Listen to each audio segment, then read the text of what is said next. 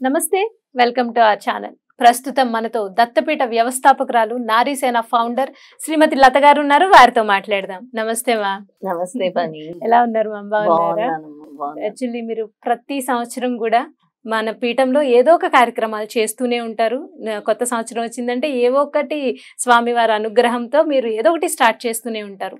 ఈ సంవత్సరం అలా మీరు ఏం స్టార్ట్ చేస్తున్నారు మేడం? అలాగే సిద్ధమంగళ స్తోత్రం అసలు అద్భుతమైన స్తోత్రం. దాని గురించి వర్ణించడానికి నాకు శక్తి లేదు, కానీ మీరు చెప్పిన తర్వాత నేను రోజు 5 సార్లు చదవడం స్టార్ట్ చేశాను. నిజంగా మిరాకిల్స్ చూశాను నా లైఫ్లో. అలాగే చాలా కాల్స్ మనకి సిద్ధమంగళ స్తోత్రం లతా మేడం చెప్పిన తర్వాత మేము చదువుకుని మాకు ఇవి అయ్యాయి, ఇవి జరిగాయి అని చాలా కాల్స్ మేమే చూసాం మా కళ్ళ ద్వారా. సో అంటే ఆ దత్తుడి అనుగ్రహం మీకుంది, మీ ద్వారా మాకు మీరు చెప్తున్నారు, అది మా అదృష్టం.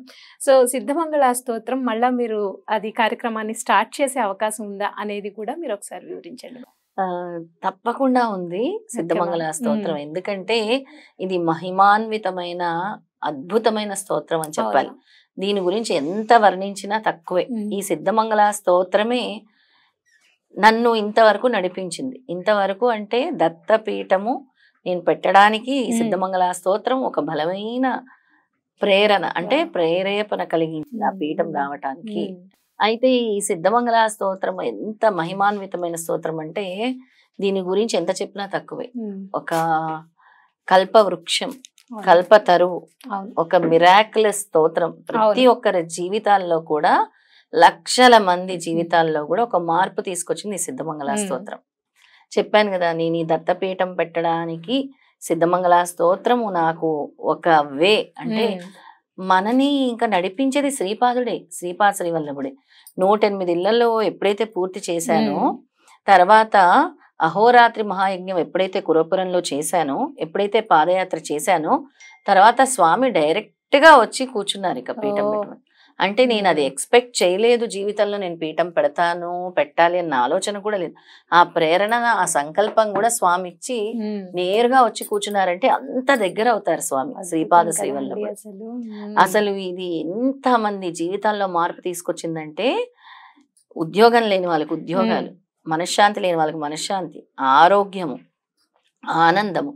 ముందు ఈ స్తోత్రం చదవటం వల్ల మానసిక ప్రశాంతత, ఆనందం వస్తుంది. అవును మేడం. ఈ స్తోత్రం చదవటం వల్ల సిద్ధ పురుషుల దర్శన భాగ్యం కలుగుతుంది, పుణ్యక్షేత్రాల సందర్శనాలు కలుగుతుంది. ఎవరైతే మనస వాచ కర్మన ఈ స్తోత్రం పఠిస్తారో వాళ్ళ జీవితాల్లో దత్తాత్రేయ స్వామి వాళ్ళ చేయి పట్టుకొని ముందుకు నడిపిస్తారు.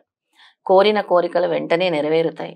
అన్నిటికంటే ముఖ్యమైనది ఏంటంటే, వేల మంది బ్రాహ్మణులకు అన్నదానం చేసిన ఫలితం ఈ స్తోత్రం వల్ల వస్తుంది. ఎందుకంటే ఈ స్తోత్రము ఎంతటి శక్తిని ఇస్తుందో శ్రీపాద శ్రీవల్లభ స్వామి స్వయంగా చెప్తున్నారు. ఈ కలియుగంలో ఇది ఒక మంగళ శాసనము. ఈ స్తోత్రము ఈ కలియుగంలో మీ కోరికలు తీరాలన్నా, మీ సమస్యల నుంచి బయటపడాలన్నా అతి సులభమైన మార్గం ఏంటంటే సిద్ధమంగళ స్తోత్రము అని. ఇది గంటా పదంగా చెప్తాను. ఎంతమంది సిద్ధమంగళ స్తోత్రం చేయించుకున్నారో వాళ్ళందరూ కూడా చక్కగా సుఖ సంతోషాలతో ఉన్నారు. ఈ సంవత్సరం కూడా నన్ను అడిగే కదమ్మా, ఏం చేస్తున్నారు మేడం అని. ఈ సంవత్సరం కూడా సిద్ధమంగళ స్తోత్రం ఎక్కువ చేయమన్నారు స్వామి. ఎందుకంటే ఇది ఒక మంగళ శాసనం. అంటే ఇంకా దానికి మించిన పదవి ఉంది. స్వామి ఇచ్చిన మెసేజ్ అది, స్వామి ఇచ్చిన ఇంట్యూషన్. దీన్ని ఎక్కువగా వ్యాప్తి చేయాలి, ఊరూరా ప్రచారం చేయాలి. సిద్ధమంగళ స్తోత్రము సామూహిక సిద్ధమంగళ స్తోత్రాలు ఎక్కువ చేయించాలి, ఎక్కువ నామస్మరణలు చేయించాలి అని స్వామి సందేశాన్ని ఇచ్చారు. దీన్ని ఎక్కువగా చేద్దాము, ఊరూరా కూడా చేద్దాము అని అనుకుంటున్నాను. ఎక్కడైనా సరే వెళ్ళి నేను చేయటానికి సిద్ధంగా ఉన్నాను సిద్ధమంగళ స్తోత్రము. ఎవరైనా సరే మనకి గనక మనకి కాల్స్ చేసి అపాయింట్మెంట్ తీసుకుంటే ఏ ఊరైనా సరే, కాకపోతే సామూహికంగా ఎక్కువ చేద్దాం అనుకుంటున్నాను. ఒక అపార్ట్మెంట్ లో ఉన్నారు, కలిసి చేయించుకోవాలి సిద్ధమంగళ స్తోత్రం అంటే చేస్తాం. ఒక గుడిలో కలిసి చేసుకోవాలంటే వెళ్ళి చేస్తాము. ఒక ఫ్రెండ్స్ కలిసి చేసుకోవాలంటే చేస్తాం. అలా సిద్ధమంగళ స్తోత్రాలు చేయడానికి నేను రెడీగా ఉన్నాను. అంతటి అద్భుతమైన స్తోత్రం ఇది. ఈ సిద్ధమంగళ స్తోత్రం చేయటం వల్ల ఎంతో మంది జీవితాల్లో, ఒకరి ఇంటికి వెళ్ళి చేస్తే వాళ్ళకి అద్దింట్లో నేను వెళ్ళి సిద్ధమంగళ స్తోత్రం చేసిన తర్వాత ఒక 2-3 నెలలకే ఆ అద్దెలు సొంతం ఇల్లు అయిపోయింది.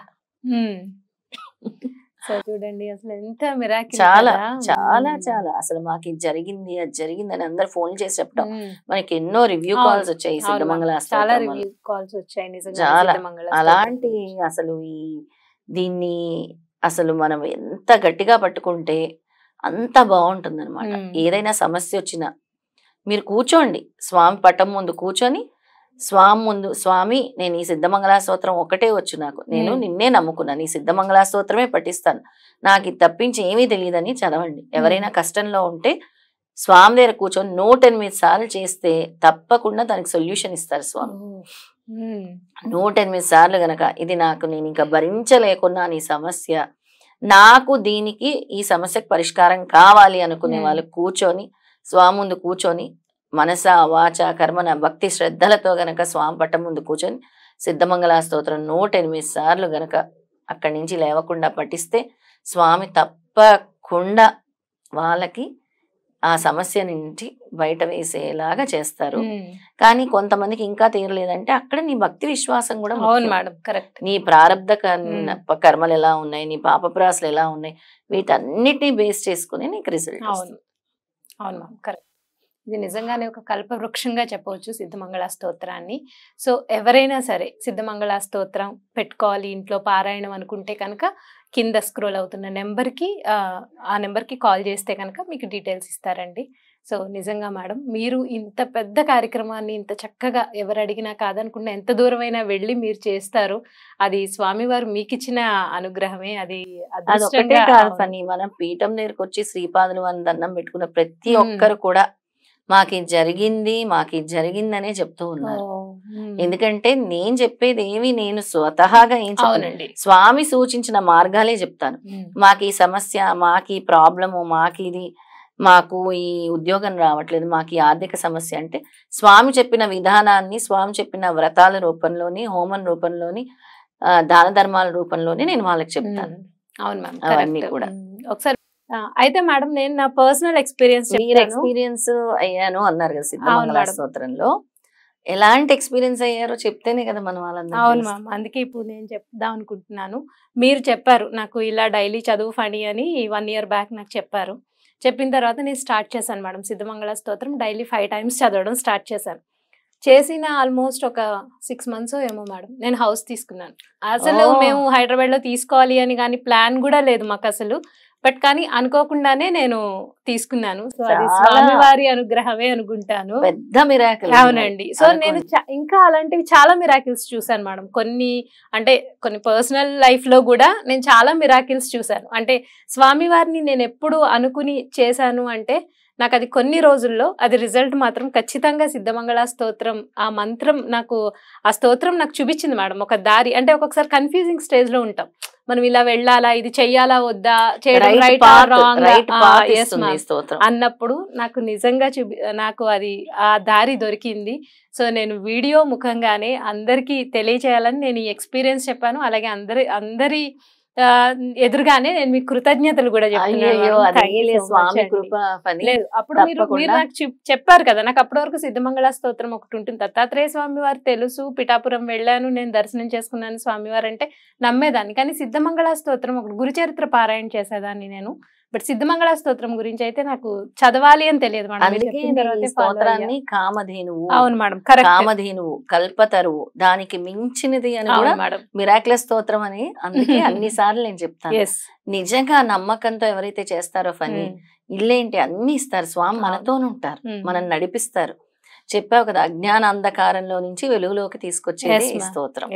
అది మాత్రం 100%. చాలా సంతోషం, నీకు స్వామి అనుగ్రహం కృప వల్ల సొంత ఇల్లు ప్రసాదించారు స్వామి. మేడం పీఠం కూడా చూస్తే అసలు వాళ్ళకి నిజంగానే దత్తుడు వచ్చి కూర్చున్నట్టే అనిపిస్తుంది మేడం. దత్తాత్రేయ స్వామి విగ్రహంలా లేదు, స్వామివారు వచ్చి అక్కడ కూర్చున్నారా అన్నంత ఫీల్, అంత పాజిటివ్ వైబ్రేషన్స్ అనిపిస్తుంది. నిజంగా ఇచ్చారు. బట్ మళ్ళీ అందరూ ఒకసారి మనం గుర్తు చేయడం అయింది. థ్యాంక్ యూ మేడం, ధన్యవాదాలు. నమస్తే.